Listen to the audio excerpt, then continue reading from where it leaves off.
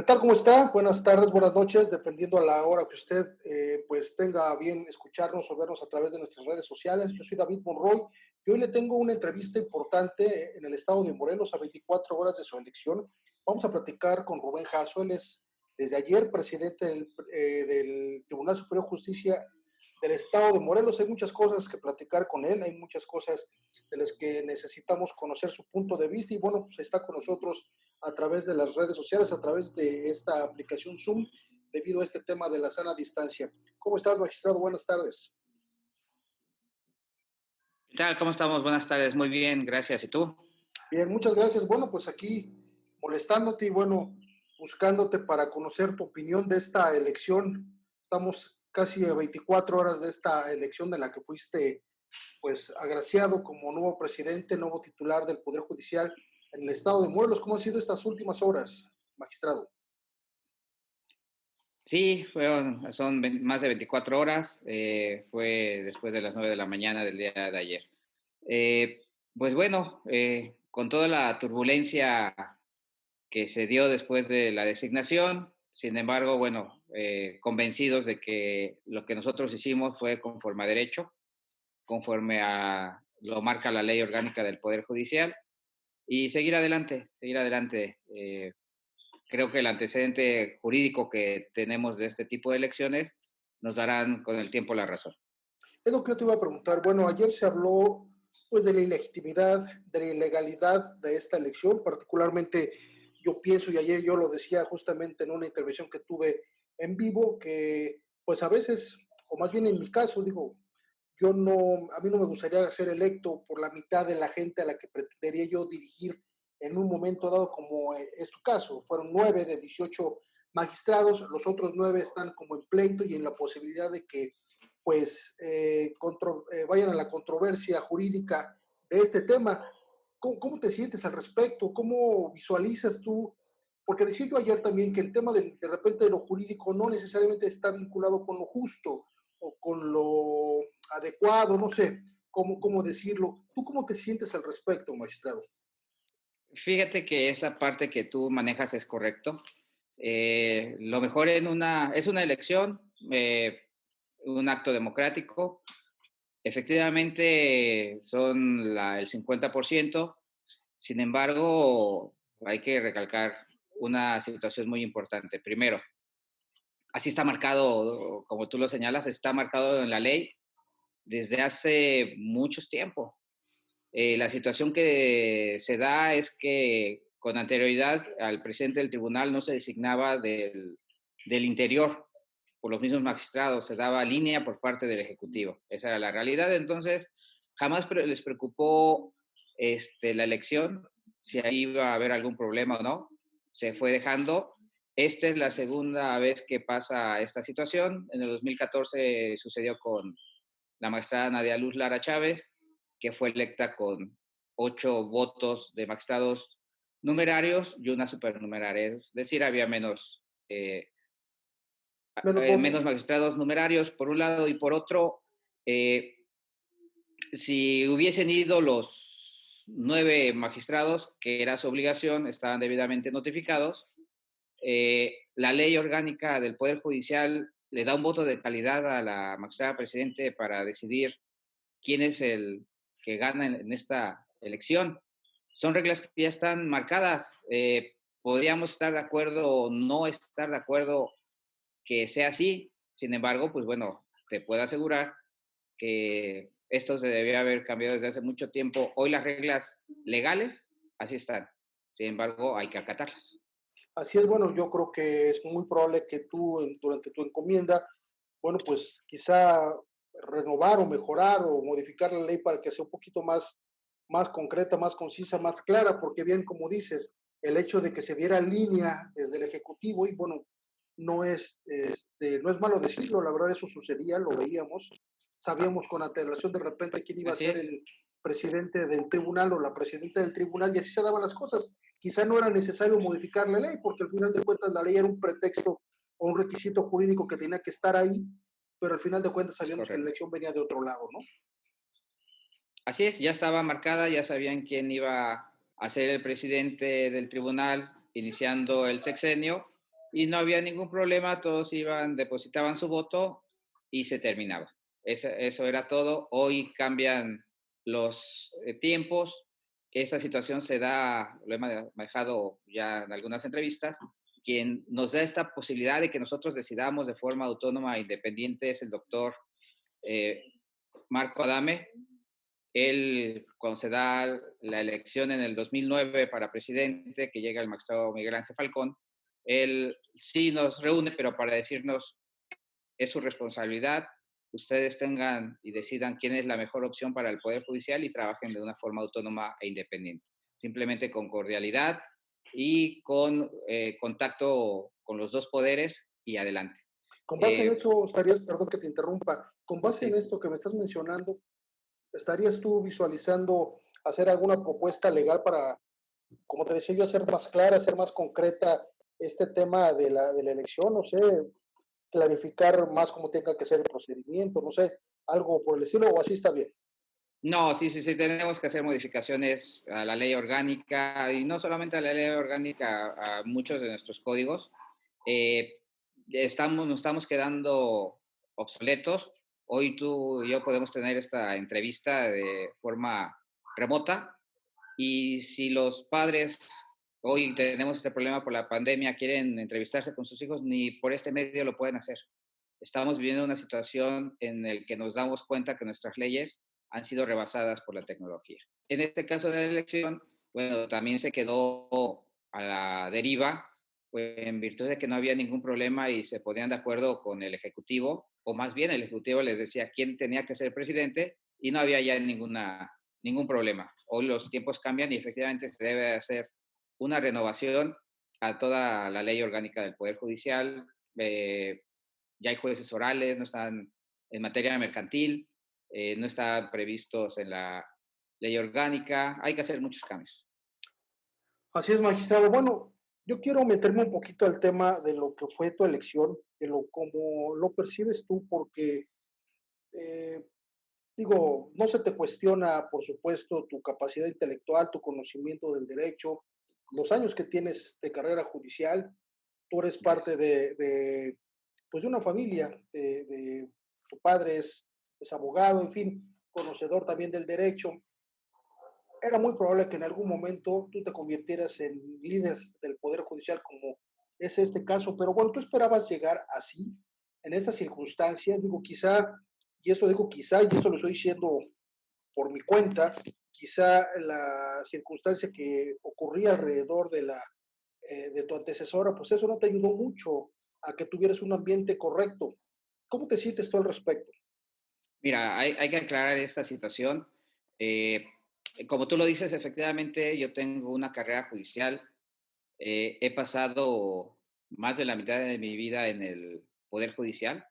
Eh, Me he dedicado al 100% a trabajar ahí. No he tenido desde que terminé mi carrera otro lugar para laborar y he ido construyendo, como lo dice, he sido juez, menor juez de primera instancia, magistrado, secretario de acuerdos. Y una de las aspiraciones siempre es poder estar, cuando vas ascendiendo, llegar a esta posición.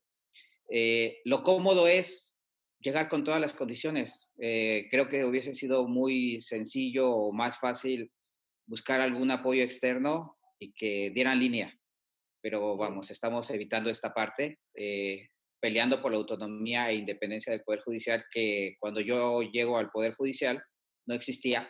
Hoy llega de esta forma, tal vez no es la mejor, pero yo creo que sí es ley que no llegamos con ningún legislativo y eso nos da las posibilidades para poder hablar con ellos sin compromiso, más que el único compromiso es para trabajar por el Estado de Morelos. ¿Hubo alguna inquietud o pues no sé, alguna tentación por parte de otros actores políticos, no sé, desde el Ejecutivo, del Legislativo, para meter mano en el proceso de renovación del Poder Judicial, magistrado?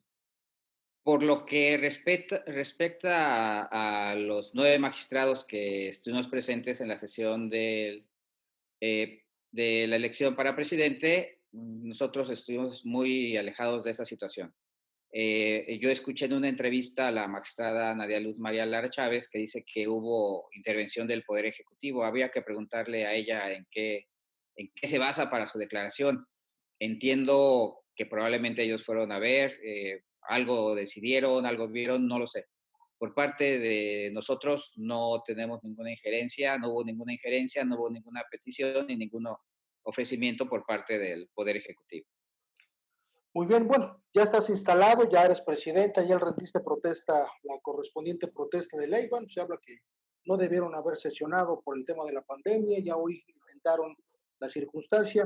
Yo te quiero preguntar, magistrado, ¿vas a auditar a la expresidenta del tribunal, sobre todo por todo lo que se ha hablado, sobre todo por lo que se ha dicho, de esta quizá esta necesidad que requieras tú de iniciar solo, de manera sin cuestionamientos, tu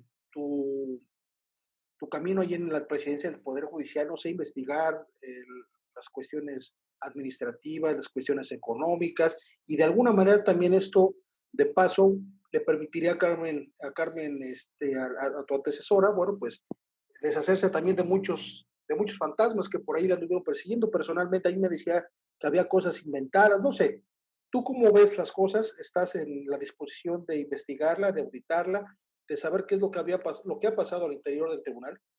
Mira, en primer punto, le corresponde al Congreso del Estado hacer las auditorías, se hace año Solicitarla, tras. vamos. Sí, claro, sí, sí, pero de forma personal yo tengo que recibir el Tribunal Superior de Justicia de una forma legal, eh, y me corresponde ver que lo que me están entregando es correcto, si no uno incurre en responsabilidad. Creo que por lo que tenemos conocimiento, Morelos, el Poder Judicial, en cuestión de transparencia, somos de los tribunales que está al 100%. Entonces, esa parte es importante. Y más que auditar, es revisar, que la gente esté al pendiente, que pueda revisar todo, poder acceder y se den cuenta de lo que se tiene en el Poder Judicial. Es importante, por una razón básica. El dinero le pertenece a la sociedad y ellos deben de saber qué pasa con el dinero que están aportando por medio de sus impuestos en la administración de justicia. Ok, pues vamos a estar pendientes justamente de ese procedimiento. Y bueno, yo también te quiero preguntar, cómo se dieron las cosas ayer y cómo se habían dado las cosas en las semanas, meses, años anteriores incluso, ¿cómo le vas a hacer con el resto de los magistrados que no votaron por ti, magistrado? Porque, bueno, pues había muchos entre ellos, los que no querían que fueras tú o querían ser ellos, otros que estaban en contra de la magistrada Cuevas. En fin, ¿cómo le vas a hacer para hilvanar otra vez, para buscarlos a los demás, o van a seguir cada quien por su lado, en dos grupos? Esta circunstancia que no le ha ayudado a nadie, porque en Morelos, bueno, vemos dividido un Congreso del Estado, vemos dividido un Poder Ejecutivo, vemos dividido el Poder Judicial, y creo que, bueno, sería sano, desde mi punto de vista, que el Poder Judicial tuviera, pues si no unanimidad, por lo menos una mayoría en la que estén caminando todos hacia el mismo lugar. ¿Qué es lo primero que vas a hacer, magistrado, al respecto? Es correcto y no lo voy a hacer, ya lo estoy haciendo. Hemos tratado de tener comunicación con algunos de los magistrados para buscar unidad, y no unidad simplemente por conveniencia, unidad para trabajar, unidad para que el Poder Judicial siga adelante y pueda desarrollar sus actividades desde el punto de vista político. Siguen trabajando, no se para la Administración de Justicia. Sin embargo, no es sano el tener un pleno dividido. Podemos tener diferencias en nuestro pensar, podemos tener diferencias jurídicas en cómo se dio la designación. Sin embargo, tenemos el compromiso y la obligación de trabajar por el Estado. ¿Quiénes son los más reticentes? ¿Con quiénes has empezado a hablar? Si pudieras darnos nombres, ¿quiénes son con los que te has acercado de inicio? Quizá con Carlos Iván, que era uno de los que estaban aspirando al cargo, no sé, con los otros magistrados para saber, bueno, por dónde has empezado a caminar para poder, pues, iniciar la armonía ahí con el resto de los integrantes del Pleno. Comentaré los nombres más adelante en virtud de lo que hemos estado tratando de conciliar. Eh, Se da de repente entre ellos malos entendidos. Te lo comunicaré posteriormente, pero sí en el entendido que ya estamos trabajando en este aspecto. ¿Cuántos llevas platicando con ellos? ¿Con cuántos has platicado más bien hasta este momento? Igual no me dices nombres, pero que nos adelantes Sí, algo. ahorita llevamos 2. Muy bien, pues has iniciado el camino. Qué bueno, es necesario que el Poder Judicial pues tenga pues la armonía que no tiene desde hace mucho tiempo, mucho tiempo, muchos años. He visto que ese Poder Judicial se ha debatido entre las ambiciones de poder, entre las veleidades, entre muchas cosas, y te puedo mencionar los nombres de quienes han sido titulares, y la verdad es que pues nos ha quedado mucho a deber con la sociedad. Y ya de entrada en tu camino ya como presidente, ¿qué serán las primeras acciones que tomes ahora que ya pues se reinicien, quién sabe, un mes y medio las actividades otra vez en el Poder Judicial? Mira, como lo comentaste de las divisiones de los poderes, ejecutivo, legislativo o judicial, pero también es una imagen que tenemos en la sociedad. Hoy el mayor número de asuntos lo tenemos en materia familiar, que nos habla de un contorno social malo en el Estado. Eh, Muchos, a partir de esta pandemia, dejaron de tener sus actividades relativas a sus juicios con las convivencias que tenían con sus hijos. Entonces, uno de los primeros temas que era uno o es uno de las bases, de las áreas en las cuales se pretende trabajar, es incorporar ya nuestros códigos, como te dije, están obsoletos, ver cuestiones vía electrónica, notificaciones, y que hoy es necesario que, porque lo piden incluso los padres, aunque sea de forma remota, por vía electrónica, puedan tener convivencias con sus hijos. No la tienen ni de forma remota, entonces empezaremos a trabajar en ese aspecto. Me interesa mucho la materia familiar.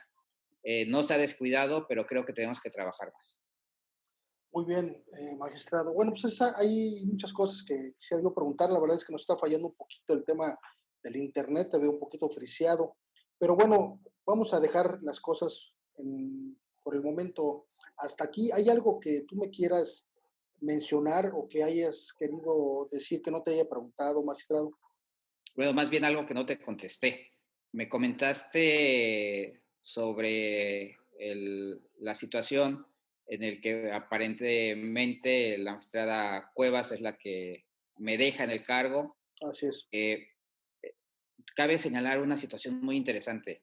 Algo que se maneja es que siempre cuando uno trabaja con un presidente que está en el momento y tiene una aspiración, parecería que a uno depende de ellos para poderse quedar.